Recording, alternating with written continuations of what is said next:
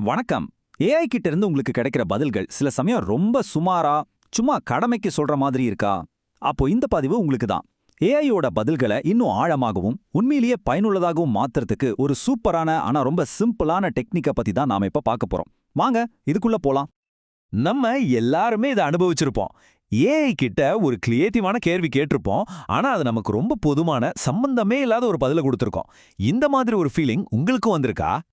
சரி, இந்த பிரச்சனை நிஜத்துல எப்படி இருக்குன்னு பார்க்கலாம். அதாவது ஒரு நல்ல கேள்வி கேட்டோம், ஏன் நமக்கு சுமாரான பதில்கள் கிடைக்குது? வாங்க ஒரு சின்ன உதாரணத்தை வச்சு இதை புரிஞ்சுக்கலாம். இப்ப பாருங்க, ஒரு புது உயர்நிலைப் பள்ளிக்காக நிதி திரட்ட நன்கொடையாளர்களுக்கு ஒரு சின்ன இமெயில் எழுது அப்படின்னு கேக்குறோம். இந்த கேள்வி பார்க்கறதுக்கு ரொம்ப நேரடியான, நியாயமான கேள்வி மாதிரி தானே தெரியுது.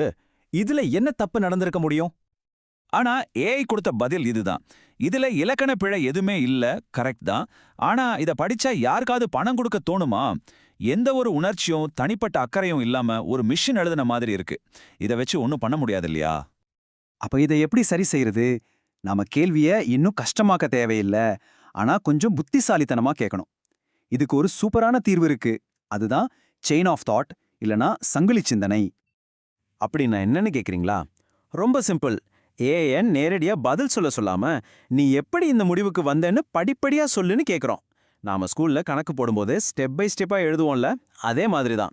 இப்படி செய்யும்போது ஏஐ இன்னும் தர்க்க ரீதியா இன்னும் ஆழமா சிந்திக்க ஆரம்பிக்குது. இது எப்படி வேலை செய்யுதுன்னு பார்க்கலாம். ரொம்ப ரொம்ப சிம்பிள். முதல்ல ஏஐய படிப்படியா சிந்திக்க சொல்றோம். ரெண்டாவதா அது அதோட திட்டத்தை நமக்கு கோடிட்டு காட்டுது. கடைசியா அந்த திட்டத்தின் அடிப்படையில் ஒரு முழுமையான தரமான பதில உருவாக்குது. அவ்வளவுதான். சரி, இந்த முறையை பயன்படுத்தி ஒரு கேள்விய எப்படி இன்னும் சிறப்பா உருவாக்குவது? இங்க தான் விஷயமே இருக்கு. நாம ஏஐக்கு பதில் என்ன வேணும்னு சொல்றதுக்கு பதிலா எப்படி சிந்திக்கணும்னு வழிகாட்ட போறோம். இதுதான் இந்த முறையோட சக்தி.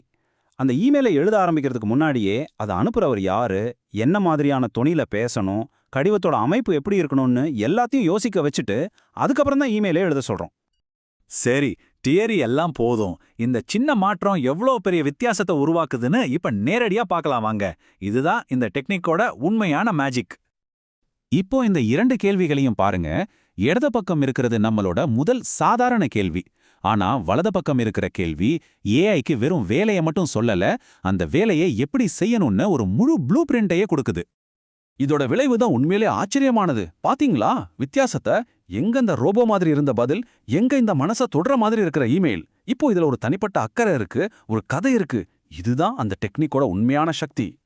நாம கேட்டபடியே ஏஐ முதல்ல அதோட சிந்தனை படிநிலைகளை, அதாவது அதோட ஆளுமை, தொனி, கட்டமைப்பு எல்லாத்தையும் கோடிட்டு காட்டிட்டு அதுக்கப்புறம் தான் அந்த அருமையான இமெயில் எழுதியது.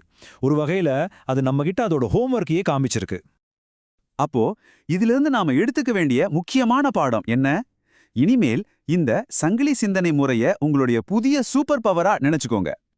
சோ இந்த முழு வீடியோலேருந்து நீங்க எடுத்துக்க வேண்டிய ஒரே ஒரு முக்கியமான விஷயம் என்னன்னா, ஏஐ கிட்ட ஒரு பதில மட்டும் கேட்காதீங்க. முதல்ல அது எப்படி சிந்திக்குதுன்னு காட்ட சொல்லுங்க. இறுதியா உங்களாக ஒரு கேள்வி. ஏஐய படிப்படியா சிந்திக்க வைப்பதன் மூலம் சிறந்த பதில்களை பெற முடியுமானால், இதே முறையை நமது சொந்த சிந்தனைக்கும் நம்மளோட படைப்பாற்றலுக்கும் பயன்படுத்தினால் என்ன நடக்கும்? கொஞ்சம் சிந்தித்து பாருங்கள்.